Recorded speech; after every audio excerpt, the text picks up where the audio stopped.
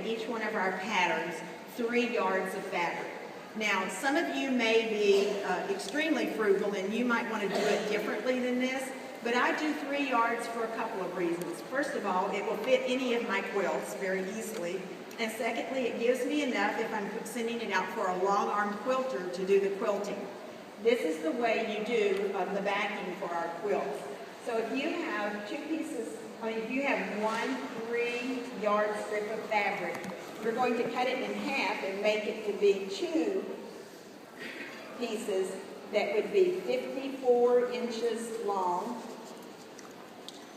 by 42 inches wide, removing the selvages. And always remove your selvages before you start cutting and measuring. That's very important.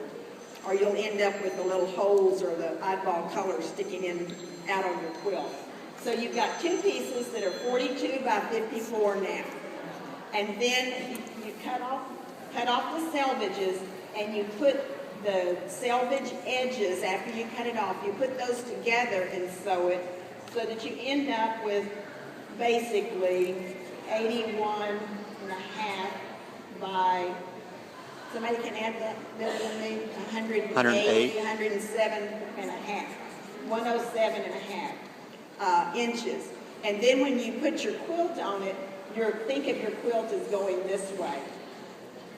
So you've got plenty of fabric around it, and the long-arm quilter can get it onto their rack because they have to have somewhat 4 to 6 inches on every side. And it also helps them to get it on straight. So you've got 1 seam, and it usually goes down the middle of your quilt. If you are a little more accomplished and you want to do this, you can take it and you can sew it where you've got 2 seams down the side. 3 yards are going to be generous. Any other questions?